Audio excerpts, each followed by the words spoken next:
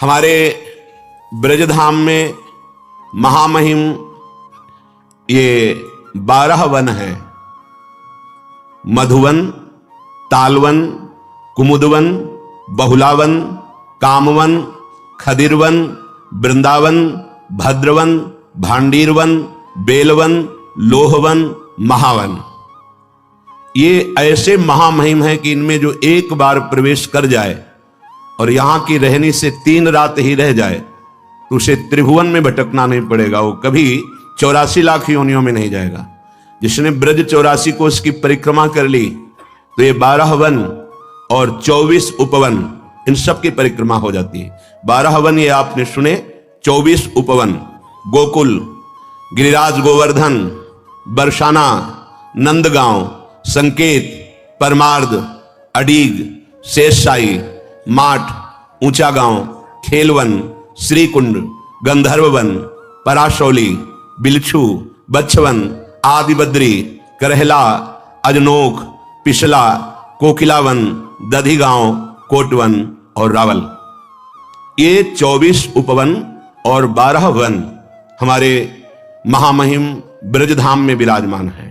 सबका मुकुटमणि, ये समस्त तीर्थों का मुकुट है ब्रज 84 कोष, और इसका मणि है श्री वृंदावन धाम।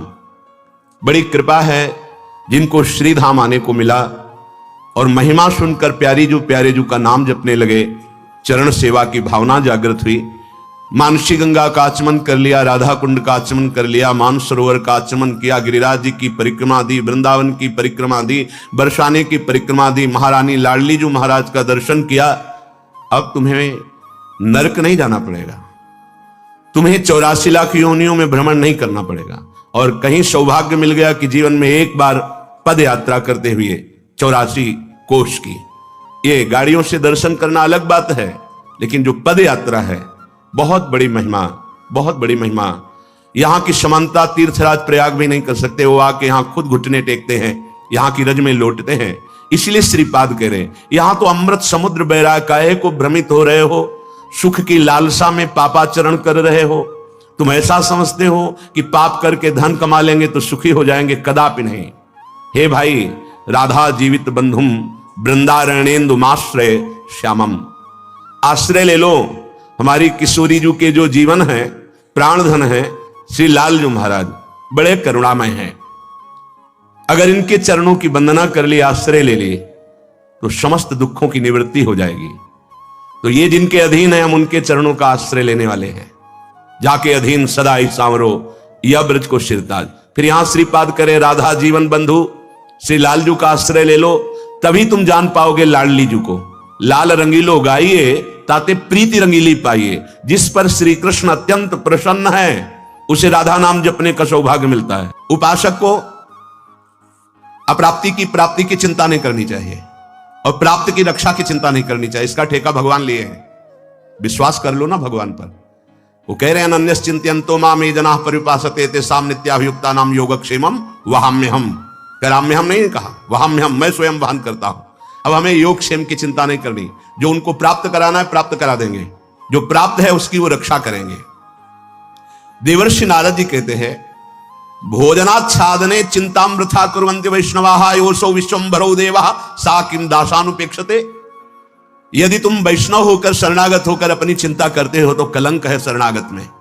अरे वो विश्वम्भरो देवः, संपूर्ण विश्व का भरण पोषण करते हैं, तुम्हें चिंता किस बात की। तुम ऐसे मालिक के सेवक हो, अब तुम्हें किसी के आगे हाथ पसारना पड़े तो लगता है तुमने अभी झूठी बात कही है कि मैं प्रभु का शरणागत हूं।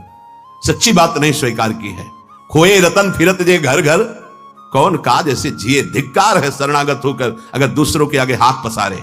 भगवान का दास कहलाकर, महालक्ष्मीपति का सेवक कहलाकर और ऐसे करना पड़े, इसका मतलब तुमने शरणागति ही नहीं ली, तुम्हारे अंदर शरणागत भाव ही ना आया। योशो विश्वम्भरो देवा सा किं दासानुपेक्षता।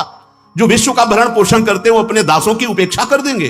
तुम्हें भीख मांगनी पड़ेगी, अर्थ की तुम्हें मांगना पड़ेगा। सच्ची मानिए, आकाश वृत्ति सर्वोपम वृत्ति, जो भेजोगे देखूंगा क्या भेजते हो, वैसे ही चलूंगा। बस कोई चिंता नहीं, ना मांगने की चिंता है, न मोक्ष की चिंता है, न कल्याण की चिंता। कितनी बेपरवाही, बस अपने कर्तव्य का पालन हम कर रहे हैं। कर्तव्य के पालन में फल की भी इच्छा का त्याग करना होता है। यह कर्म फलम त्यजति। ये स्थिति है भक्त की। हमारी जो भी चेष्टाएं हो रही हैं, मैं नहीं करता हूं, मेरे प्रभु करा रहे हैं, तो इनका फल क्या होगा? वो मुस्कुरा दे, बस। मेरी प्रिया जो मुस्कुरा दे, मेरे लाल जो मुस्कुरा दे, बस यही हमारा, और कोई कर्म फल नहीं। और वो मुस्कुरा दिए तो बकाया क्या रह गया? सच्ची मानिए, प्रभु से कभी कुछ नहीं मांगना चाहिए। अगर मांगे तो बस एक ही बात मांगे कि आपके भजन में रुचि हो जाए, सब कुछ मिल जाएगा, सब कुछ। हम मांगेंगे भी तो हमारी हिम्मत नहीं वो मांग सके जो इनसे मांगना चाहिए, हिम्मत नहीं। जैसे एक गरीब आदमी को चक्रवर्ती सम्राट बुलावे और प्रसन्न होकर बोले मांगो, क्या मांगोगे? तो उसकी अपनी स्थिति से मांग आएगी कि 2 भैंस है, 4 परिवार, 1 साल भैंस का चारा दे दो और 1 साल का भोजन दे दो। बड़ी हिम्मत करके मांगेगा कि मैंने बहुत मांग लिया। अगर ये छोड़ दे कि महाराज हम गरीब आदमी क्या मांगना जाने, आप जो चाहो दे दो, तो हो सकता है वो एक नगर का नगर आपको दे दे, हो सकता है आजीवन के लिए वो सारा वैभव दे दे। ऐसे ही चतुर खिलाड़ी भगत वो है जो भगवान के ऊपर छोड़ देता है। क्या चाहिए तुम्हें? प्रहलाद जैसे कहा हमारी आज्ञा है, वरदान मांगो। बोले अवश्य प्रभु, मुझे ये वरदान दीजिए कि मुझे कुछ मांगने की इच्छा ही न रह जाए। आज्ञा पालन भी हो गया और अपने हृदय की भी बात कह दी। सुतीक्ष्ण जी से कहा वरदान मांगो। बोले प्रभु हमें आता ही नहीं मांगना, अब आपको जो अच्छा लगे दे दो ना। नरसिंह जी से कहा वरदान मांगो। बोले प्रभु मुझे कुछ अच्छा ही नहीं लगता, आपको जो अच्छा लगे वो कर दो। तो पहुंचा दिया सीधे रास विलास में। बैठ गए सुतीक्ष्ण जी के हृदय में सिया राम जी सदा सदा के लिए। फिर क्या कमी, जाके राम धनी वाके कौन कमी। हमको प्रभु से मांगना भी नहीं आता। अगर मांगे तो सिर्फ एक बात मांगे, जैसा हमारे यहां संध्या में गाया जाता है, बिसरी हो ना बिसारी हो यही दान मोहि देव। मैं आपको भूलू नहीं और आप भी कभी कभी याद कर लें कि आपका एक अधम दास है प्रभु, बस इतना ही चाहिए।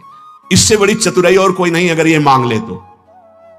काकभूषुंड जी को ज्ञान विज्ञान वैराग्य सब कुछ प्रदान किया। काकभूषुंड जी एक एक शब्द पर बड़ा ध्यान दे रहे थे, पर भगवान ने अपनी अविरल भक्ति का शब्द भी उच्चारण नहीं किया। काकभूषुंड जी ने कहा प्रभु आपको जो अच्छा लगा तो आपने दे दिया, लेकिन आपको यह भी चाहिए कि मेरे से पूछना चाहिए कि तुम्हें क्या अच्छा लगता है। आपने जो जो कहा प्रभु मुझे नहीं चाहिए। नहीं तुम्हें चाहिए क्या? बस आपका नाम जपते हुए आंसू बहाते हुए आपकी अविरल चिंतन में डूब जाऊं। बड़े बड़े प्रवीण हो काक, जिसको ये मिल गया तो ये सब अपने आप मिल जाता है।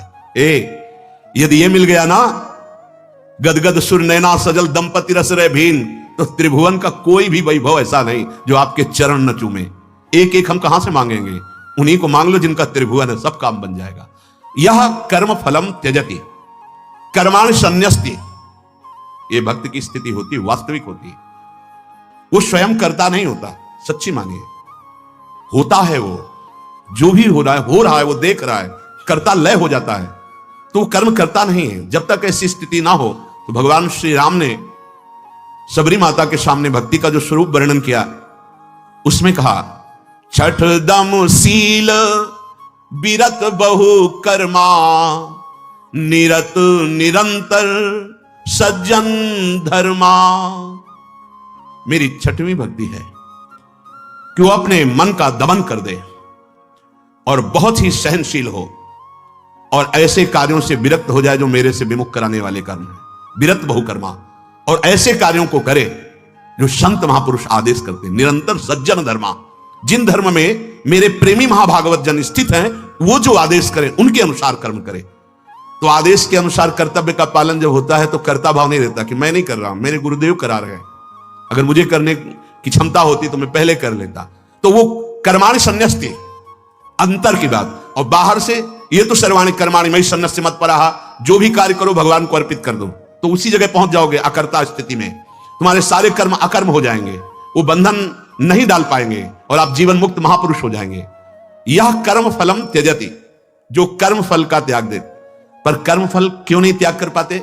श्री भगवान गीता जी में कहते हैं कि ये प्रकृति के द्वारा हो रहे हैं, ये हमारा शरीर रचा हुआ प्रकृति से है। बहुत गूढ़ विषय है, इसीलिए ध्यान पूर्वक सुनोगे तो समझ जाओगे।